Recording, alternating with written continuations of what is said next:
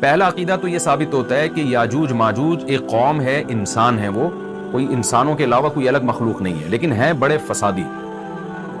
دوسری بات یہ بہت قدیم ہے، ذوالقرنین جب گئے تو اس سے پہلے کی یہ قوم ہے اور زمین میں پہلے سے فساد مچا رہی ہے، لیکن بہت زیادہ ان کی کثرت نہیں تھی جتنی کثرت قرب قیامت میں ہوگی، کیونکہ نسل ان کی بہت تیزی کے ساتھ بڑھ رہی ہے۔ تیسری بات یہ ہے کہ اللہ نے ان کو دنیا کے کسی حصے میں رکھ کے چھپا دیا ہے۔ چھپایا اس لیے ہے کہ ان کے ظاہر ہونے کا ایک ٹائم ہے، اور وہ ہے حضرت عیسیٰ علیہ الصلوۃ والسلام کا دور۔ حضرت عیسیٰ ابن مریم کے دور میں یاجوج ماجوج ظاہر ہوں گے،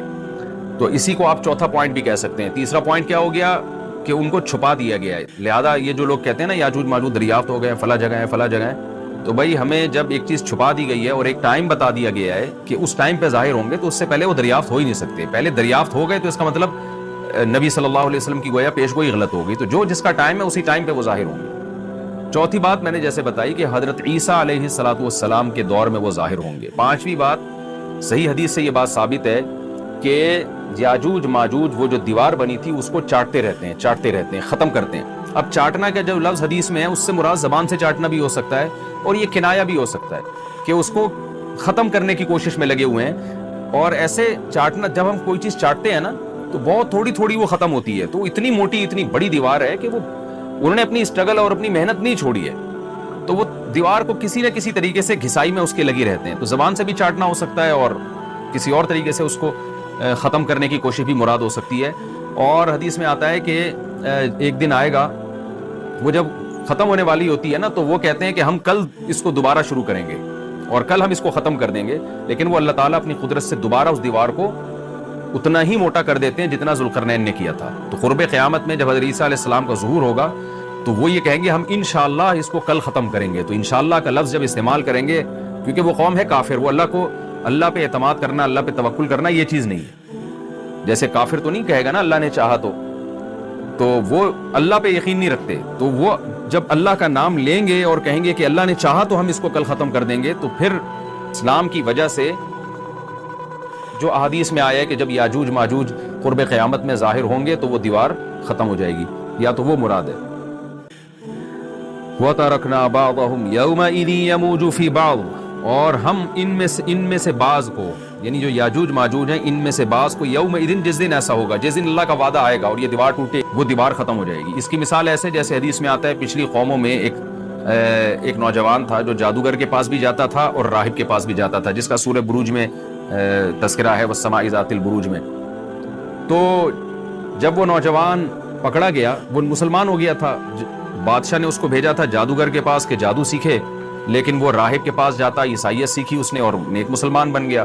تو بادشاہ نے اس کو قتل کرنے کی حتی الامکان کوشش کی، مگر وہ قتل نہیں ہو پا رہا تھا۔ بادشاہ نے اس کو پہاڑ پہ بھیجا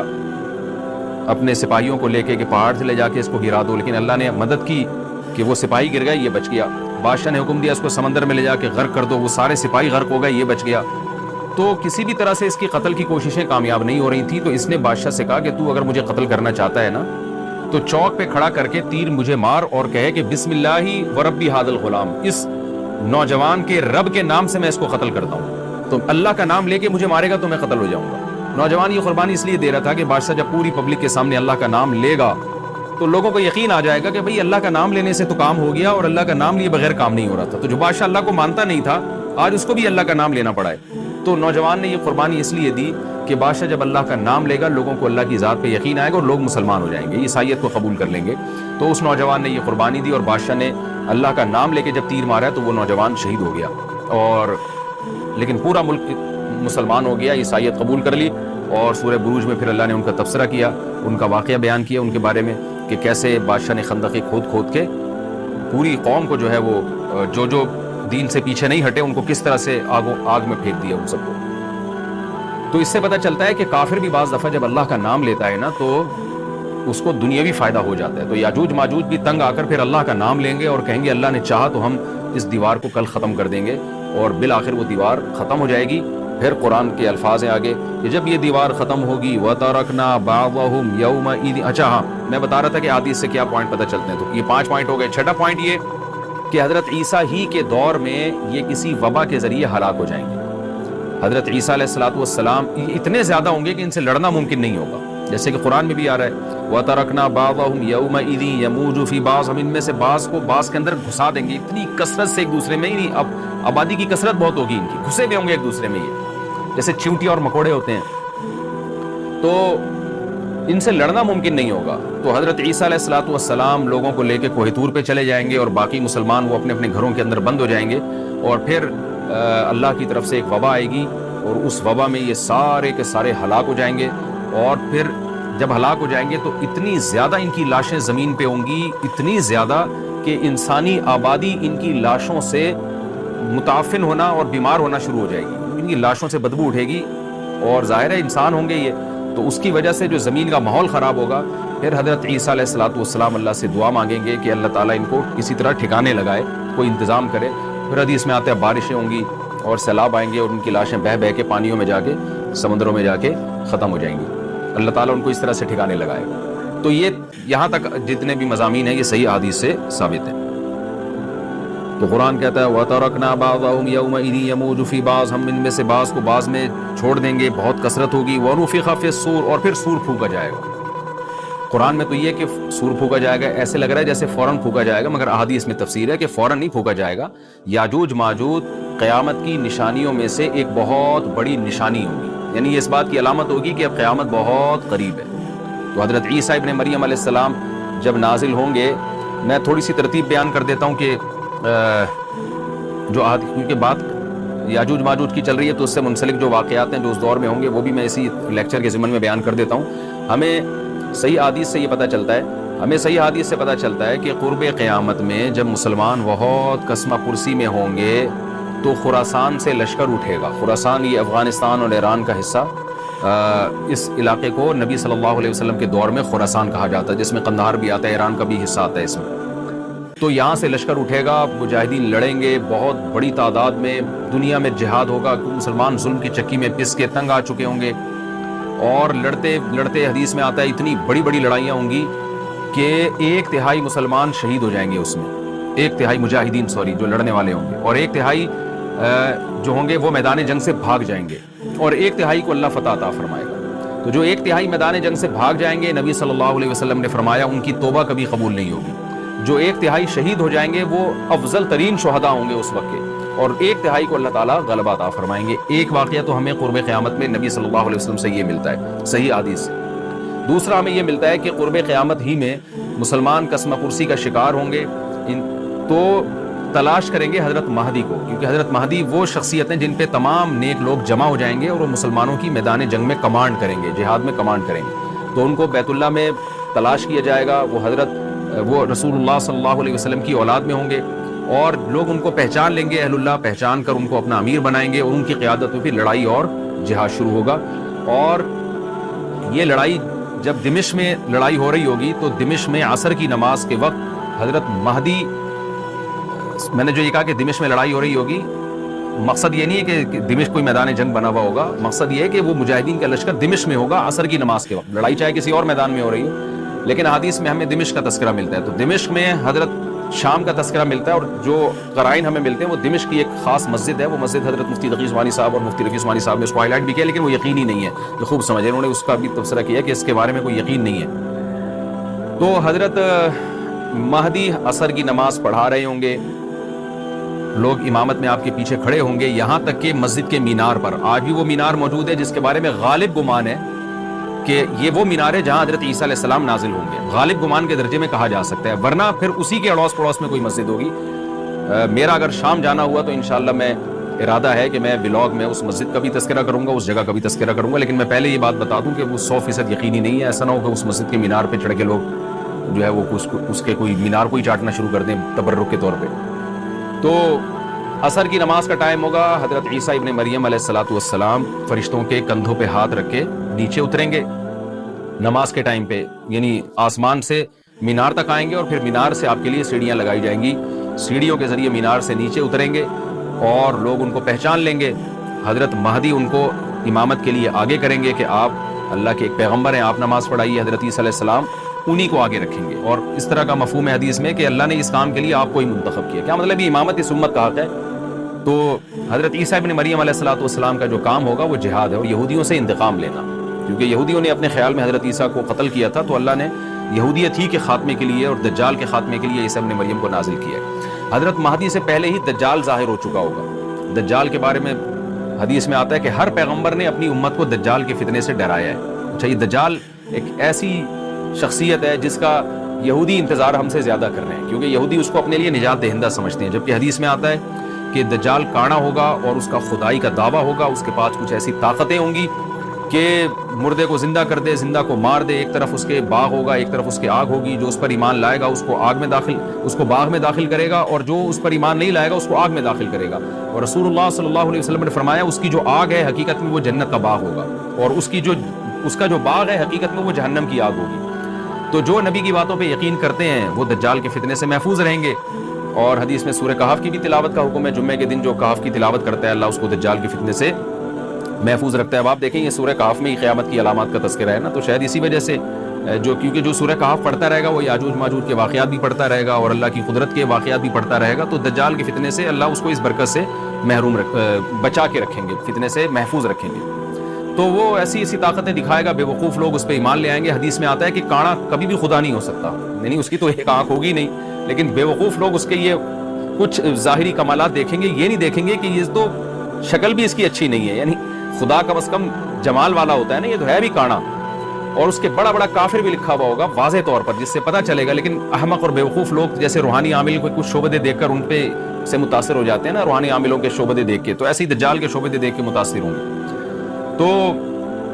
بہت لوگوں کو، خلقت کو، بہت بڑی امت کو گمراہ کرے گا دجال، اہل اللہ کو اللہ تعالیٰ اس کے فتنے سے محفوظ رکھے گا۔ پھر حضرت عیسیٰ ابن مریم جب نازل ہوں گے تو وہ دجال کو قتل کریں گے۔ حدیث میں آتا ہے کہ نیزے کے ذریعے گھوڑے پہ بیٹھ کے قتل کریں گے۔ علماء نے اس حدیث کا دو مطلب بیان کیے ہیں کہ یا تو اس کا مطلب یہی ہے کہ واقعی گھوڑے پہ بیٹھیں گے، نیزہ استعمال کریں گے، اور زمین جو ہے وہ اتنی پہلے اس سے جنگیں ہو چکی ہوں گی کہ لوگ دوبارہ تلواروں گھوڑوں کی طرف آ جائیں گے۔ اس بات کا امکان ہے، ہر ملک ایٹمی طاقت بن چکا ہے، تو اگر یہ ایٹم بم سارے ملک آپس میں چلا دیں تو ہم دوبارہ گدے گھوڑوں والی زندگی پر آ جائیں گے، ٹیکنالوجی ساری تباہ و برباد ہو جائے گی، انسان کی ترقی۔ تو اس بات کا بھی امکان ہے کہ کوئی اس سے پہلے ہو سکتا ہے کوئی ایسی جنگ عظیم ہو کہ انسانیت دوبارہ پہاڑوں پتھروں کے دور میں آ جائے۔ لیکن ظاہر یہ معلوم ہوتا ہے کہ رسول اللہ صلی اللہ علیہ وسلم نے جو کلام کیا ہے، ظاہر ہے اس دور کے لحاظ سے جو لوگوں کے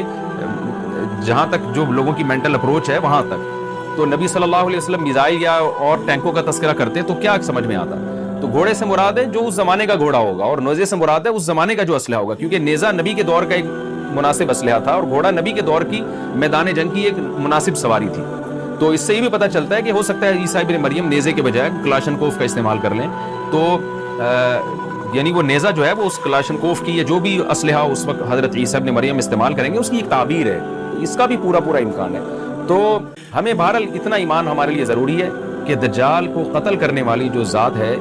جو شخصیت ہے، وہ عیسیٰ ابن مریم علیہ الصلوۃ والسلام۔ تو حضرت عیسیٰ کے ذریعے اللہ تعالیٰ دجال کو قتل کریں گے، اور حضرت عیسیٰ کی قیادت میں زبردست جہاد ہوگا۔ حدیث میں آتا ہے کہ عیسیٰ ابن مریم اس دنیا کو امن سے بھر دیں گے، اتنا امن ہو جائے گا اور اتنی مالی فراوانی ہوگی، اتنی مالی، کیونکہ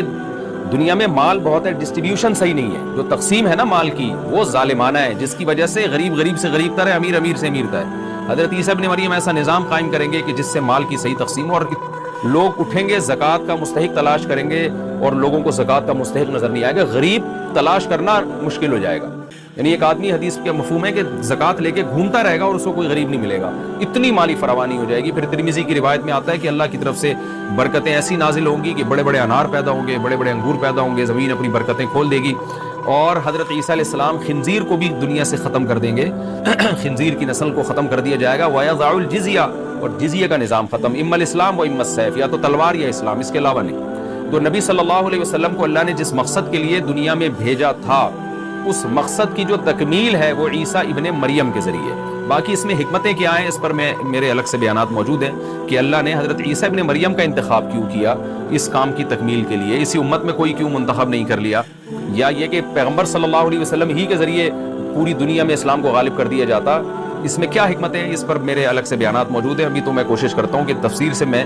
جو ٹو دا پوائنٹ بات ہے اس سے یہاں اس لیکچر میں نہ ہٹوں۔ تو اسی وقت حضرت عیسیٰ ابن مریم اس کو یاجوج ماجوج کو قتل کریں گے اور دنیا انصاف سے بھر جائے گی،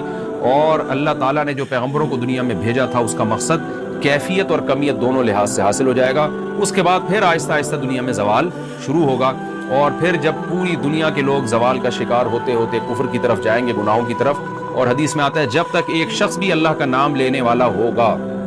اس دنیا پر قیامت نہیں آئے گی، یہاں تک کہ آخری شخص جب دنیا سے اٹھے گا جو اللہ کا نام لیا کرتا تھا، اس کے بعد اللہ تعالیٰ سور پھونکیں گے، جبریل کو حکم دیں گے سور پھونکنے کا، اور اس دنیا کو تباہ و برباد کر دیا جائے گا۔ تو آگے قرآن کہتا ہے وَنُفِخَ فِي الصُّورِ، اور پھر سور میں پھونکا جائے گا، فَجَمَعْنَاهُمْ جَمْعًا، پھر ہم ان تمام انسانوں کو جمع کر دیں گے، وَعَرَضْنَا جَهَنَّمَ يَوْمَئِذٍ لِّلْكَافِرِينَ عَرْضًا، اور قیامت کے دن ہم جہنم کو یومئذ، جس دن ایسا ہوگا یعنی جس دن سور پھونکا جائے گا، یہ دوسرا سور مراد ہے، لِلْكَافِرِينَ عَرْضًا، کافروں کے سامنے پیش کر دیں گے، الَّذِينَ كَانَتْ أَعْيُنُهُمْ فِي غِطَاءٍ عَنْ ذِكْرِي، یہ وہ لوگ ہیں جن کی آنکھیں میری یاد سے پردے میں پڑی ہوئی تھی، یعنی میری یاد کی چیزیں ان کو نظر ہی نہیں آتی تھی، غفلت میں پڑی ہوئی تھی جن کی آنکھیں، وَكَانُوا لَا يَسْتَطِيعُونَ السَّمْعَ، اور یہ سننے کی صلاحیت بھی نہیں رکھتے تھے، نہ حق بات سنتے تھے نہ حق دیکھتے تھے، بس اپنے خواہشات کی جو چیزیں ہیں وہ ان کو اچھی لگتی تھیں اور وہی ان کو سمجھ میں آتی تھی۔ تو یہ ہمارا رکوع الحمدللہ کمپلیٹ ہو گیا۔ اس رکوع میں ہمیں بہت سارے اسباق ملتے ہیں، میں نمبر وار اس کو مختصراً بیان کر دیتا ہوں۔ پہلی بات تو یہ کہ دیکھیں اللہ تعالیٰ نے کیسے کیسے بادشاہ دنیا میں بھیجے ہیں اور کتنے پاورفل بادشاہ۔ حضرت ذوالقرنین کا نام ہی قرن والا، دو کناروں والا، زمین کے بہت بڑے حصے کو حضرت ذوالقرنین نے فتح کیا۔ اور اللہ کے نیک بندے کیسے اللہ کے راستے میں لڑتے رہے ہیں۔ تو یہ جو لوگ بیٹھ جاتے ہیں نا بس عبادت کرو اور لڑائی وڑائی اسلام میں ہے ہی نہیں، یہ دنیا میں کوئی بھی عقل مند اس نظریے کا حامی نہیں ہوگا۔ تو طاقت اور قوت کی اسلام میں بہت زیادہ اہمیت ہے۔ اس سے ہمیں یہ بھی پتہ چلتا ہے کہ اپنے ملک کی، خاص طور پر اسلامی ملک کی جو فوجی قوتیں ہیں، جو فوجی طاقتیں ہیں، ان کی ہمیں قدر کرنی چاہیے، کیونکہ اگر کوئی بھی ملک عسکری لحاظ سے کمزور ہو جائے، کیونکہ اللہ تعالیٰ تو جو عسکری لحاظ سے طاقتور قومیں تھیں اللہ نے ان کا کتنا تذکرہ کیا، ہاں وہ اللہ کے باغی نہ ہوں۔ تو اسلامی ملک میں کوئی بھی اسلامی کنٹری ہے، چاہے سعودی عرب ہے، چاہے پاکستان ہے، چاہے ترکی ہے، کوئی بھی اسلامی کنٹری ہے، اس کی فوج کی قدر کرنی چاہیے، کیونکہ اسی کی وجہ سے ملک کا بارڈر محفوظ ہوتا ہے۔ اگر مسلمان عسکری لحاظ سے کمزور ہونا شروع ہو جائیں تو کافر ہمیں گاجر مولی کی طرح کاٹنا شروع کر دیں، اسلام دشمن قوتیں ہمیں کھا جائیں، ختم کر دیں ہمیں کھا کے۔ تو نیک قوتوں کو اپنی بقا کے لیے ہمیشہ سے ایک اسلحے کی اور طاقت کی ضرورت رہتی ہے، اس کی اہمیت اسلام میں بہت زیادہ ہے۔ موسیٰ علیہ السلام کے بعد کتنے بڑے بڑے جنگی کمانڈر پیدا ہوئے، ذوالقرنین کا اللہ نے کیسا تذکرہ کیا، ذوالقرنین کی عبادت کا کہیں بھی تذکرہ نہیں، حالانکہ وہ بڑے عبادت گزار بھی تھے۔ داؤد علیہ السلام کی عبادت کا تذکرہ بھی ہے، ان کی تلوار اور طاقت کا تذکرہ بھی ہے۔ تو اللہ تعالیٰ جہاں عبادت کا تذکرہ کرتے ہیں تو طاقت اور قوت کا بھی تذکرہ کرتے ہیں، اس سے عسکری لحاظ سے اپنے آپ کو مضبوط کرنے کی اہمیت کا ہمیں پتہ چلتا ہے کہ اسلام میں اس کی بڑی اہمیت ہے۔ کسی بھی اسلامی ملک کی فوج کا مورال کسی بھی لحاظ سے ڈاؤن نہیں ہونا چاہیے، اور عسکری لحاظ سے وہ کسی بھی لحاظ سے کمزور نہیں ہونی چاہیے، اور اس کو چاہیے کہ اعدوا لهم ما استطعتم من قوہ پر عمل کرے، کہ قرآن کہہ رہا ہے روز بروز اپنی طاقت اور قوت میں اضافہ کرنے کی کوشش کرو۔ اس سے مسلم قوم کو کبھی بھی غافل نہیں ہونا چاہیے، اور کوئی بھی ایسا کام جس سے مسلمان قوتیں اور طاقتیں کمزور ہونا شروع ہو جائیں، اس کام سے ہمیں بچنا چاہیے۔ دوسری بات ہمیں یہ پتہ چلی کہ اللہ تعالیٰ نے اہل اسلام کے ذمے پوری دنیا کی ذمہ داری لگائی ہے، کسی ایک ملک کی نہیں۔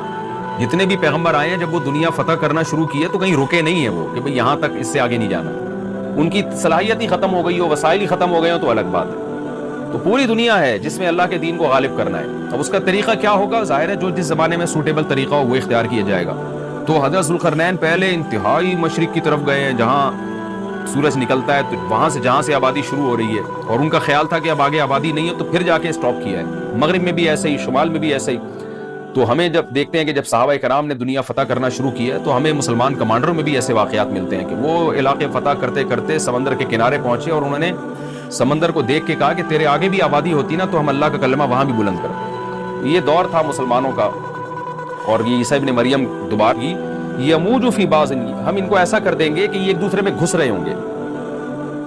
یہ مضمون احادیث میں آیا ہے۔ دیکھیں قرآن میں اور احادیث صحیحہ میں جو یاجوج ماجوج اور اس دیوار کا ہمیں ملتا ہے نا، میں صرف اس کو آپ کے سامنے بیان کروں گا، باقی اس بارے میں ڈیٹیل میں آپ جائیں گے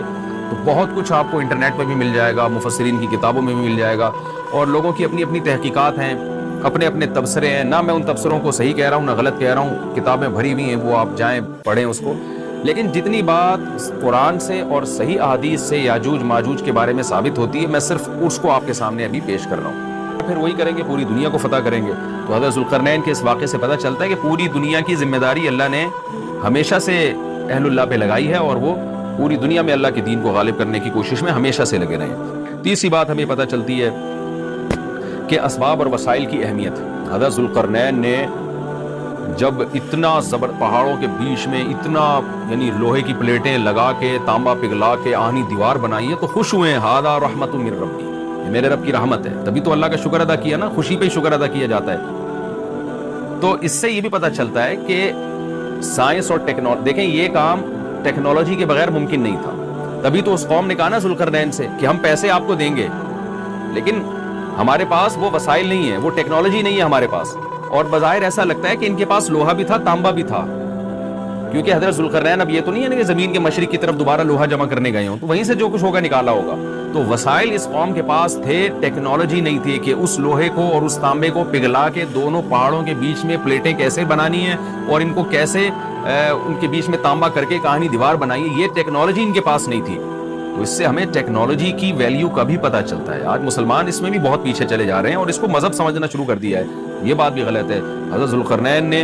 اتنی طاقت اور قوت کا استعمال کیا اور اتنے زبردست طریقے سے اس وقت جو بھی اس سوٹیبل ٹیکنالوجی تھی اس کا استعمال کر کے دو پہاڑوں کے بیچ کے راستے کو بند کر دیا اور اس پہ خوشی منائی حضرت ذوالقرنین نے. یہ نہیں کہا کہ بھئی اس سے کچھ بھی نہیں ہوتا، اصل میں تو بس انسان کو چاہیے کہ وہ اللہ اللہ کیا کرے بیٹھ کے، اور یہ کیا اللہ سے بس مدد مانگو، اللہ ہی. یاجوج ماجوج کے بارے میں ان کو کہہ دیتے ہیں ذوالقرنین کہ تم سب رات کو تہجد میں اٹھ کے دعائیں مانگو، اللہ یاجوج ماجوج سے تمہیں بچا لے گا. نہ حضرت ذوالقرنین نے کہا دعائیں بھی مانگو، یقیناً حکم دیا ہوگا دعائیں مانگنے کا، لیکن ہم پورے اسباب اور وسائل استعمال کریں گے، لوہے کی پلیٹیں بنائیں گے، تانبے کو پگھلائیں گے، اوپر چڑھائیں گے اور اس طرح سے پوری مضبوط دیوار بنائیں گے. آج مسلمان ہاتھ پہ ہاتھ رکھ کے بیٹھ گیا ہے اور وظیفوں میں اور جو ہے بس وہ چند صبح شام کے وظیفے پڑھ کے وہ سمجھتا ہے کہ ساری دنیا کے سارے مسائل کا حل اس سے ہو جائے گا. ایسا نہیں ہے. آپ کو بہت زیادہ ترقی کرنی ہے، بہت زیادہ اسباب و وسائل میں آپ کو غیر مسلموں سے آگے نکلنا ہے. جیسے کہ قرون اولا کا مسلمان نکلا تھا، تبھی اللہ نے اس کے لیے دنیا میں فتوحات کے دروازے کھولے تھے. تو اللہ ہمارے لیے فتوحات کے دروازے جب ہی کھولے گا جب ہم عبادت کے ساتھ ساتھ سائنس اور ٹیکنالوجی کے میدان میں بھی آگے بڑھنے کی کوشش کریں. اور ہمیں قرب قیامت کی علامتیں بھی اس رکوع میں پتہ چلتی ہیں.